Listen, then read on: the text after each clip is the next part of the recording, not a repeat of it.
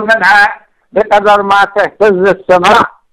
لذلك خلي يستحون وخلي تكون عندهم خط رجعة، لأن صدام حسين عظيم وفدى نفسه من كان طالب بالثانوية للعراق، مو الآن يجون على الدبابة الأمريكية مغمسين بالذل والعار ويحكمون شعب العراق.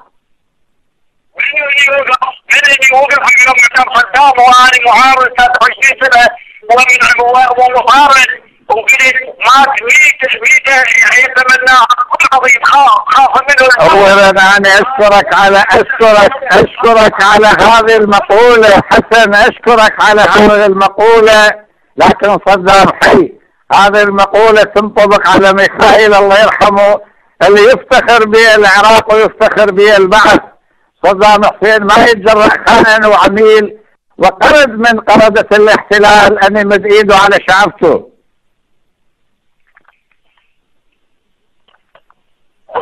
أنا سعيد. ألو، أسمعك رفيق حسن. أنا سعيد أسمع صوتك. أنا سعيد أسمع صوتك.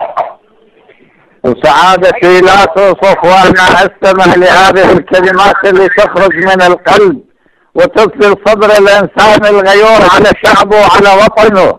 وأقسم بالعراق وجراح العراق النازفة أن الخونة لأحرق المنطقة الخضراء وأجعلها حمراء بدماء الخونة.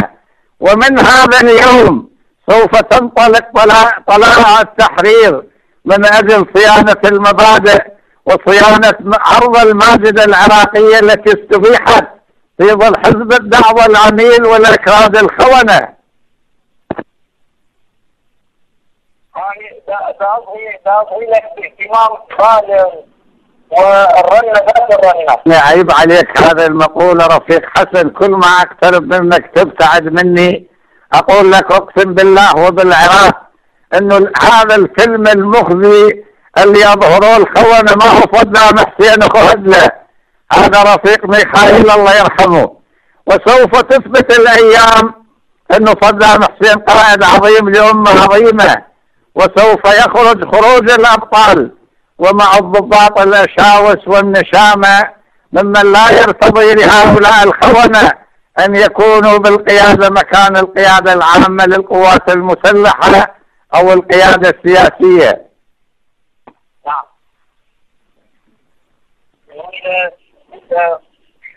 لما يبتدي بالعدل عاشر مع حجم سياسة تسامحي تخصص وتخوض مال شفافك ومكني وتخوض مال خلافك النظرة ذات النظرة والصوت ذات الصوت.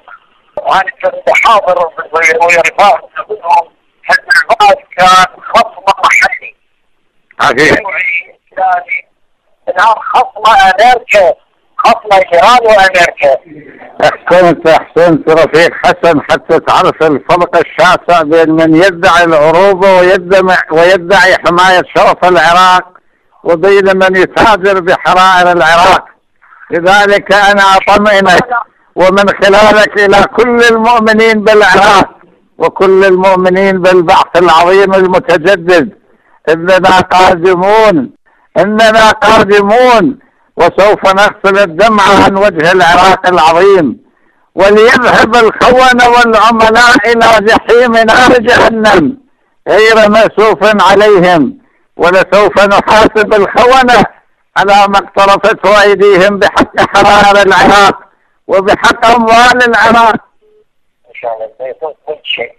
إن شاء الله. أرجو أن تبلغ سلام كل الرفاق وتقول لهم صدام حسين حي، وتقول لهم أن العراق لا يمكن أن يصمد طويلا ويرى الظلم والحيف، وإنه شعب متجدد وشعب قادر على بناء الحياة من جديد. هذا الشرف أن أسمع هذا الصوت بأي شكل من الأشكال، سواء كان أصلا أم تقليدا. من فضلك لا تخلينا نزعل.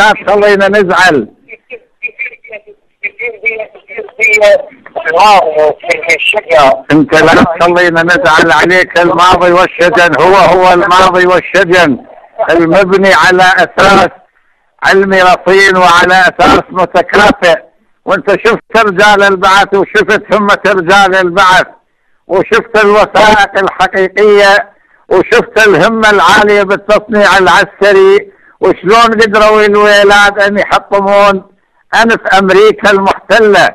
انا افتخر اني البعث لم ياخذ شيئا من العلم والنيران والحيوية والرجولة والعروبة، لم ياخذ مالا ولا سيارة ولا بيت ولا وظيفة، لأن أنا مصرف في وظيفة، ولهذا أنا قوي. أو الآن أنا قوي لأني لم آخذ منهم شيئا. أنا رأيت الكثير والفضل السفارة، وإلى الآن أرفض أولادي أن عن جوازات السفارة، وما عندهم إلى الآن أولاد رأسية. هذا فخر لك ولعائلتك أبو أكثم. يكفي أكثم وعمر أن أباهما حسن العلوي، وأي حسن لا يضاهى بهؤلاء الرجال أشباه الرجال. فلك من البعث التحية والسلام، ومن القائد المحبة الدائمة، وسوف نلتقي قريبا ونحن نمضي بسفينة العراق نحو بر الأمان. وشاكر فضلك وتحياتي إلى أولادي وتلذات أكبادي أكثم وعمر وأمهما وكل العائلة الكريمة وكل شعبنا العظيم بالمهجر.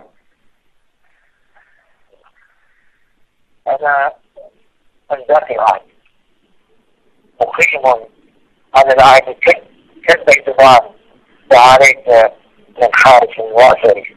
وشكرا لكم على إطلاعكم. حياك الله خير مع الله.